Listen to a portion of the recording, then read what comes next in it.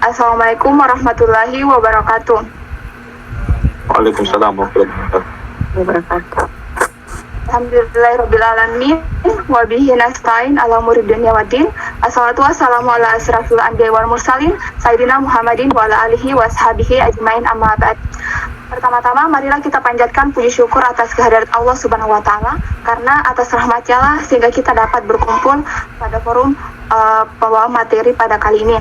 Tak lupa pula kita panjatkan salawat kepada Nabi besar kita Muhammad sallallahu alaihi wasallam. Allahumma shalli ala sayyidina Muhammad. Baiklah, pada kali ini kami dari kelompok 2 akan memaparkan materi yang berkaitan tentang materialisme.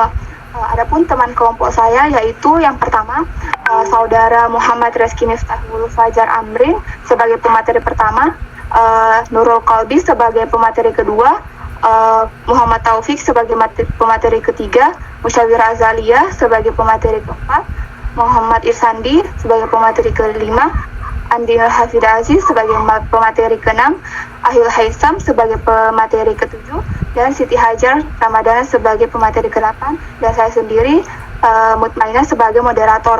Untuk itu, marilah kita menyaksikan pembawa materi dari kelompok 2 kepada Saudari Muhammad Reski Miftahul Fajar Amrin. Saya persilahkan. Baik, terima kasih atas kesempatan yang diberikan kepada saya. Saya akan membawakan materi utama, yaitu pengertian materialisme. Pengertian materialisme. Materialisme adalah teori yang mengatakan bahwa atom materi bergerak dan berkembang sebagai bentuk awal dari alam, akal, dan kesadaran merupakan proses materi fisik. Materialisme tidak mengakui entitas-entitas non-material seperti roh, hantu, setan, malaikat, dan bahkan Tuhan. Materialisme juga tidak mengakui zat adi kodrati. Dengan begitu, materialisme adalah pandangan hidup yang mencari dasar segala sesuatu yang termasuk kehidupan manusia di alam kebenaran semata-mata dengan mengesampingkan segala sesuatu yang mengatasi alam indera. Pada zaman Yunani kuno telah ada paham tentang materialisme, yaitu berkembang pada filsuf Yunani tentang kejadian alam seperti yang diterangkan oleh Thales yang hidup pada tahun 625 hingga 546 sebelum Masehi, bahwa asal kejadian alam atau materi pembentuknya adalah air. Menurut Anaximenes, asal kejadian alam adalah udara.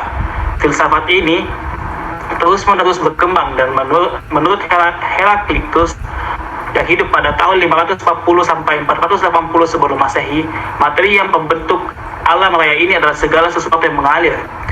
Empedocles yang mengatakan bahwa asal kejadian alam terdiri dari 4 unsur, yaitu air, udara, tanah, dan api. Demokritus berpendapat bahwa alam ini terjadi karena atom-atom yang bergerak tanpa akhir dan jumlah sangat banyak.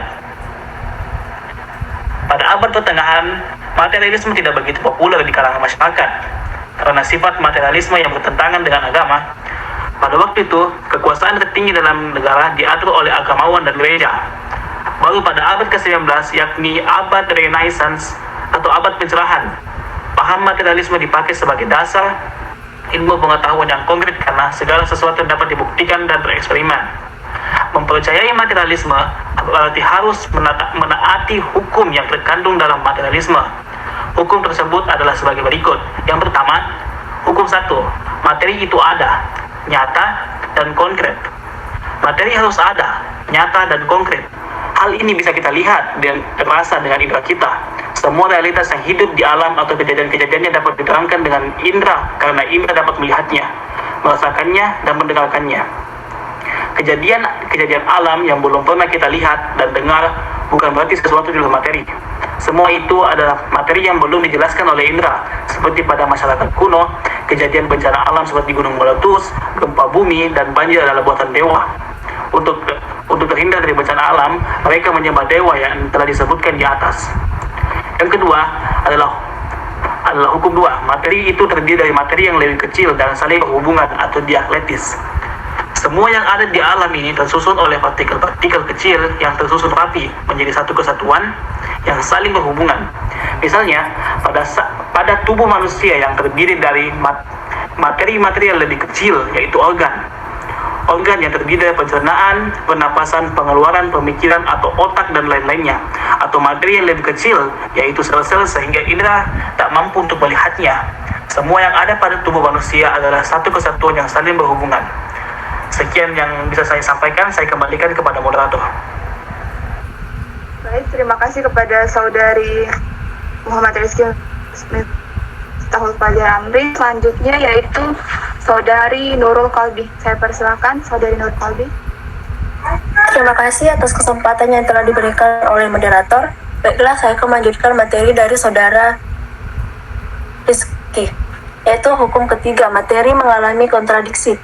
Materi mengalami kontradiksi atau saling bertentangan karena dalam materi terdapat suatu perubahan dari kuantitatif berubah menjadi kualitatif. Sebagai contoh, air akan berubah menjadi uap jika dipanaskan dengan suhu 100 derajat Celcius, atau akan berubah menjadi es jika air itu bersuhu di bawah 0 derajat Celcius. Kontradiksi pula mengakibatkan perubahan mendapatkan sebabnya. Orang merasa lapar dan haus adalah kontradiksi dengan lapar dan haus. Manusia akan selalu mencari makan dan minum untuk memenuhi kehidupannya.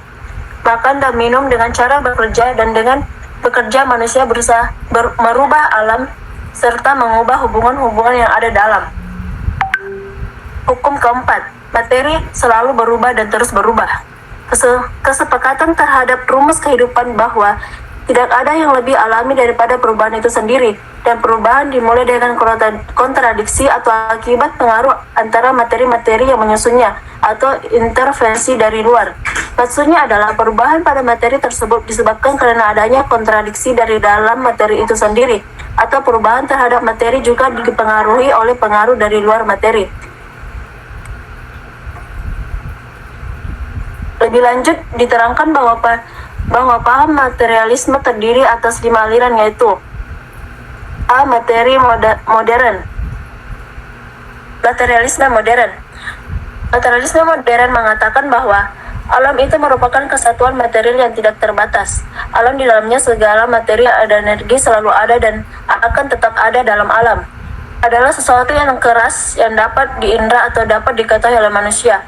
Materialisme modern mengatakan bahwa materi itu ada sebelum jiwa atau mind, dan di dunia material adalah pertama, sedangkan pemikiran terlarang dunia ini adalah nomor 2. Jelasnya, pikiran tentang konsep itu ada setelah materi ada terlebih dahulu. Baiklah, mungkin hanya itu yang dapat saya sampaikan. Saya kembalikan kepada moderator. Baik, terima kasih kepada Saudari Nurul Qalbi. Pemateri selanjutnya yaitu Saudara Muhammad Taufik. Saya persilakan. Baik, terima kasih atas kesempatan yang diberikan kepada saya. Saya akan melanjutkan pemaparan materi dari pemateri sebelumnya mengenai aliran pemahaman materialisme, yaitu selanjutnya materialisme mekanik. Materialisme mekanik adalah teori yang mengatakan semua bentuk dapat diterangkan mengenai hukum yang mengatur materi dan gerak. Materialisme mekanik menjadikan sains sebagai pokok utama dalam aliran ini, karena segala sesuatu di dunia dapat dipastikan dengan sains. Semua gerak dan aktivitas fisik dapat dihitung dengan matematika dan dirumuskan dengan fisika. Aliran materialisme mekanik menganggap bahwa segala perubahan baik atom maupun manusia semuanya bersifat kepastian semata-mata. Sebab musabab yang dijelaskan melalui jalan sains semata tidak perlu memakai ide seperti pada filsafat idealisme yang menggunakan ide sebagai landasan teorinya. Semua gerak yang terdapat di dunia ini adalah bentuk mekanik yang dapat diuraikan dan diatur oleh hukum-hukum alam dan berjalan layaknya mesin. Lebih jauh lagi, materialisme mekanik berpendapat bahwa akal dan aktivitas-aktivitasnya adalah tindak tanduk makhluk hidup atau behavior, yang dimaksudkan bahwa otak dan kesadaran dijelaskan sebagai tindak tanduk otot, urat saraf atau kelenjar. Proses tersebut dapat dijelaskan dengan fisika dan kimia. Selanjutnya, materialisme alam. Julian Offray de Lamettrie berpendapat bahwa manusia tak lain daripada mesin. Begitu pula dengan binatang. Jadi manusia dan binatang sama saja. Ia mengingkari prinsip hidup pada umumnya. Ia mencoba membuktikan bahwa bahan tanpa jiwa mungkin dapat hidup maupun bergerak, tetapi jiwa tanpa bahan atau badan tidak mungkin dapat hidup. seperti pada jantung katak yang dikeluarkan dari tubuhnya. Jantung katak itu masih berdenyut beberapa detik dan kemudian mati. Kejadian ini menunjukkan bahwa tidak mungkin hal yang rohani mampu hidup tanpa bahan. Rohani tidak mungkin ada bila kodok yang dijelaskan di atas itu mati. Jadi, mana mungkin rohani manusia dapat hidup tanpa adanya badan yang membungkus rohani. Jelaslah bahwa aliran ini menganggap bahwa yang ada itu hanya alam yang bermateri saja. Mungkin cukup sekian, saya kembalikan kepada moderator. Baik, terima kasih kepada Saudara Muhammad Taufik. Pemateri selanjutnya yaitu Saudari Musyawirah Azalia. Saya persilakan. Terima kasih kepada moderator atas kesempatan yang telah diberikan. Saya Musyawirah Azalia akan memaparkan materi tentang materialisme dialektika dan materialisme historis. Langsung saja, pertama, materialisme dialektika. Materialisme dialektika pertama kali diperkenalkan oleh Karl Marx. Materialisme ini muncul akibat perjuangan kelas yang hebat dan muncul akibat revolusi industri. Menurut materialisme dialektika di dunia ini, tidak ada sesuatu selain benda dalam gerak. Benda tidak akan bergerak kecuali dalam ruang dan waktu. Tidak ada tempat bagi Tuhan di dunia ini, oleh karena itu, materialisme dialektika merupakan buah dari teori gerak dan perkembangan. Teori gerak dan perkembangan ini sesuai dengan hukum-hukum dialektika yang berlaku. Manusia atau makhluk hidup di dunia ini akan selalu bergerak pada ruang dan waktu. Tidak mungkin manusia bergerak di ruang alam sadarnya atau dalam pikirannya. Tidak ada tempat bagi Tuhan karena Tuhan tidak ada dalam ruang dan tidak ada dalam waktu. Selanjutnya, materialisme historis. Perkembangan gerak pada manusia yang dimaksud Marx adalah perkembangan menuju kepada sejarahnya manusia. Tidak mungkin manusia hidup tanpa makan, minum, dan bersosialisasi. Manusia dalam hidupnya mendorong terciptanya alat-alat yang dipergunakan untuk hidup. Misalnya manusia membuat alat pertanian, alat perairan, dan terciptanya industri.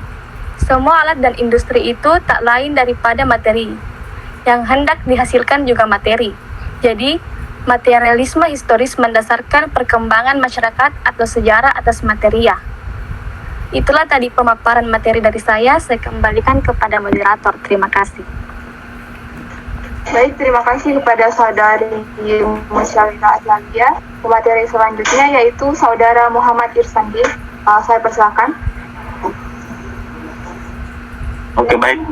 Terima kasih sebelumnya kepada moderator. Saya akan mengajukan materi pemikiran materialisme menurut para tokoh. Yang pertama itu ada Feuerbach. Ludwig Andreas Feuerbach adalah filsuf berkebangsaan Jerman. Ia lahir pada tahun 1804 dan meninggal pada tahun 1872.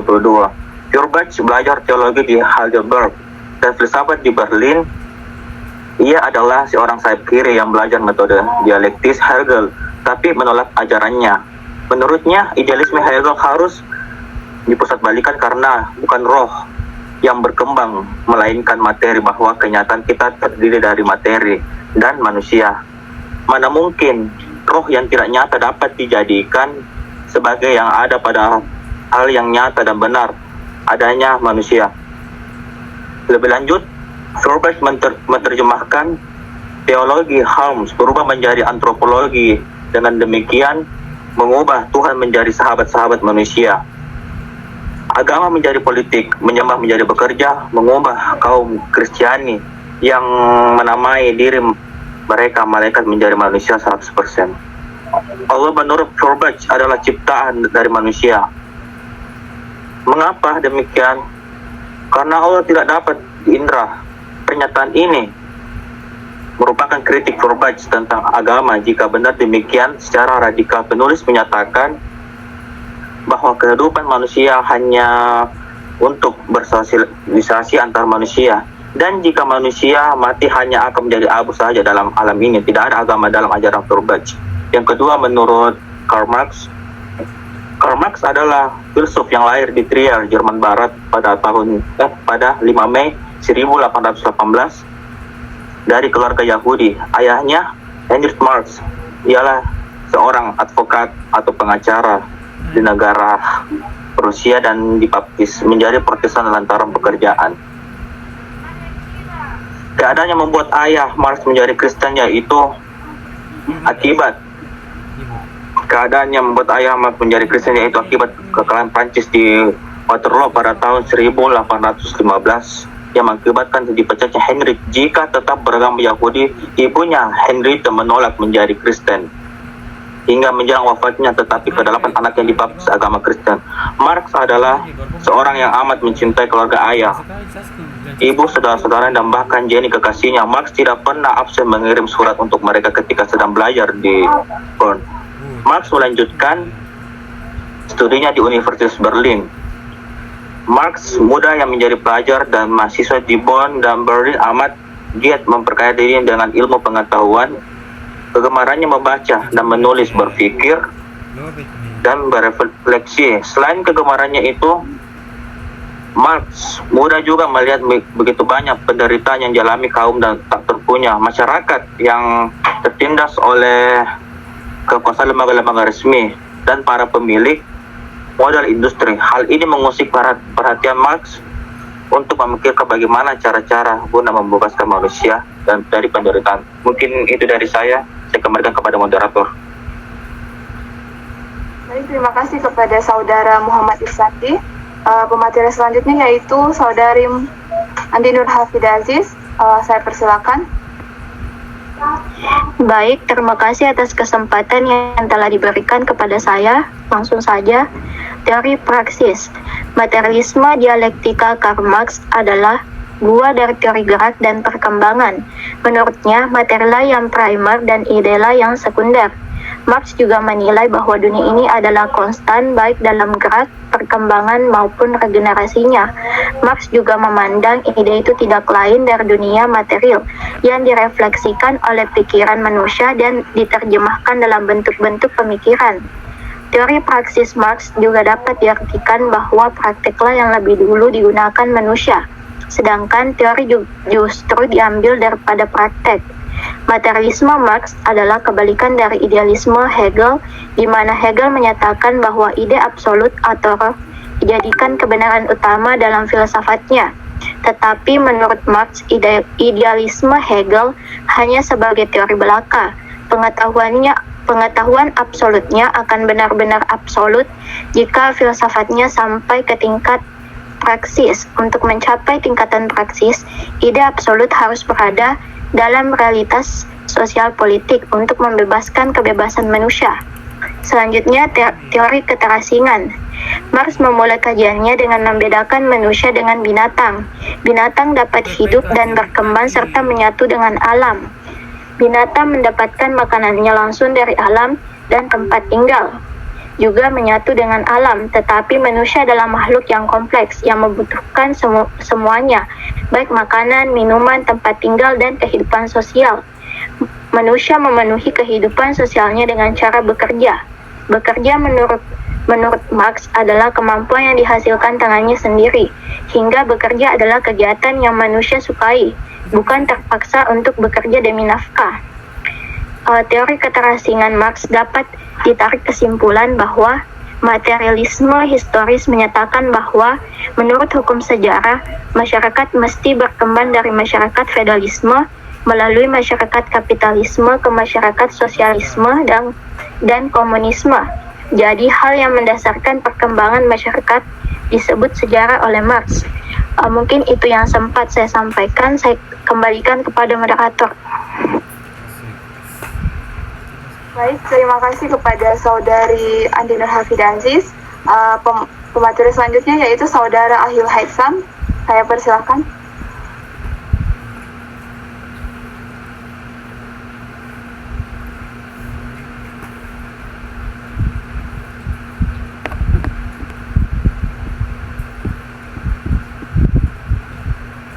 Terima kasih atas kesempatannya. Saya akan melanjutkan materi sebelumnya, yaitu teori Karl Marx dari Lenin. Vladimir Ilyich Ulyanov atau yang sering kita kenal dengan nama Lenin adalah seorang komunis yang telah mendirikan Uni Soviet. Pemimpin komunisme paling otoriter sepanjang sejarah ini lahir di Simbruk, Rusia pada 22 April 1924. Ayahnya adalah seorang polisi Rusia. Lenin adalah lulusan hukum dari Universitas Petersburg dan pada tahun 1892. Setelah lulus, Lenin memulai karirnya sebagai pengacara. Akan tetapi, keterlibatannya sebagai kelompok Marxis membuatnya dihukum pembuangan ke Siberia pada tahun 1896. Di sana ia menikah dengan Nadezhda Kekrupskaya. Namun, sebagai seorang revolusioner, ia kerap kali berpindah-pindah tempat tinggal seperti Swiss, München, Paris, Krakow, dan Geneva. Dari situ Lenin selalu memusatkan perhatiannya pada partainya yang ada di Rusia.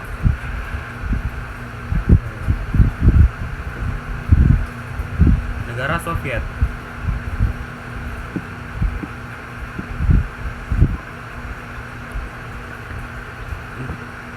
Untuk menjadikan Rusia sebagai negara sosialis, Lenin memperjuangkan nasib kaum proletariat dengan bersama melakukan revolusi sosialis. Lenin terlebih dahulu membuat polisi rahasia yang terkenal dengan singkatan Cheka dan berulang kali mengganti nama, yang bertujuan sebagai pelaksana teror merah untuk menyingkirkan orang-orang yang dianggap bisa membahayakan kekuasaan Bolshevik.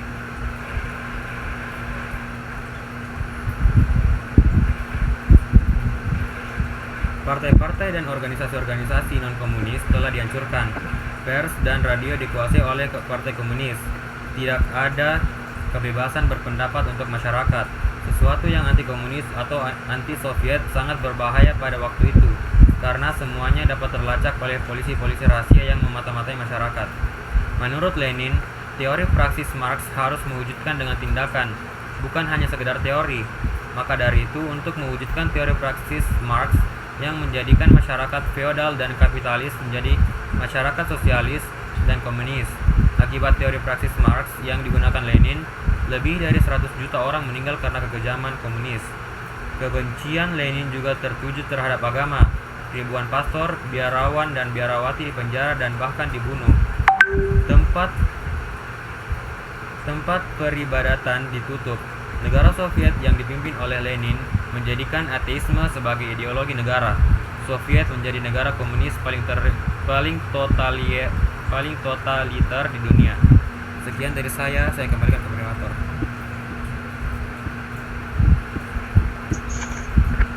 Baik, terima kasih kepada Saudara Ahil Haitsam. Pemateri selanjutnya yaitu Saudari Siti Hajar Ramadana. Saya persilahkan. Terima kasih atas kesempatan yang diberikan oleh moderator kepada saya. Saya akan melanjutkan penjelasan mengenai Marxisme-Leninisme. Marxisme yang dibangun Lenin adalah materialisme sebagai pandangan dunia proletariat. Materialisme menempatkan pengetahuan sebagai pencerminan dari realitas objektif yang ada di luar manusia. Menurut Lenin, materialisme mempercayai yang ada hanyalah materi atau yang berasal dari materi atau karena itu materialisme menolak adanya Allah. Meskipun Lenin bukan seorang filsuf, tetapi karena marahnya dia pada saat membaca buku karangan Bogdanov yang berisi tentang empirokritisme, Lenin kemudian menulis sebuah filosofi yang ia beri judul Materialisme dan Empirokritisme. Buku ini menentang idealisme dan subjektivisme dalam filsafat Kantianisme dan empirokritisme. Lenin juga mengembangkan sebuah epistemologi sendiri, yaitu teori yang pencerminan kembali atau diartikan dengan realitas objektif yang ada di luar manusia. Menurut Engel, realitas objektif yang ada di luar manusia adalah kita dapat memastikan benda dalam dirinya sendiri dengan cara membuatnya, sama seperti ada ikan di laut. Bukan hanya pikiran tentang laut dengan menjaring ikan dan membawanya ke darat. Dari ketiga tokoh di atas, baik Vibrat, Karl Marx, dan Lenin, menggunakan materialisme sebagai pandangan hidup kaum proletariat. Marx dan Lenin percaya bahwa dengan adanya revolusi menjadikan kehidupan proletar lebih baik dan lebih bebas. Kepemilikan pribadi menjadi milik bersama. Meski perubahan dari masyarakat feodalisme dan kapitalisme menjadi masyarakat sosialisme hingga komunisme. Malaka mempelajari ketiga pemikiran materialisme di atas untuk diterapkan dalam masyarakat Indonesia, merubah pandangan masyarakat Indonesia mengenai arah pengetahuan yang sesungguhnya, bahwa jalan revolusi dalam mencapai kemerdekaan harus terlaksana seperti teori praksis Marx. Kebebasan yang digagas Lenin harus diterapkan demi melawan penjajah waktu itu dan menjadikan Indonesia merdeka 100%. Mungkin itu saja yang dapat saya sampaikan. Saya kembalikan kepada moderator. Baik, terima kasih kepada Saudari Siti Hajar Ramadana. Saya ucapkan banyak terima kasih kepada teman-teman semua atas kerjasamanya. Itulah tadi pemaparan materi dari kelompok kami, yaitu kelompok 2 yang berkaitan tentang materi materialisme. Semoga dapat bermanfaat untuk kita semua. Lebih dan kurangnya mohon dimaafkan. Wabillahi taufiq wal hidayah. Assalamualaikum warahmatullahi wabarakatuh. Waalaikumsalam warahmatullahi wabarakatuh.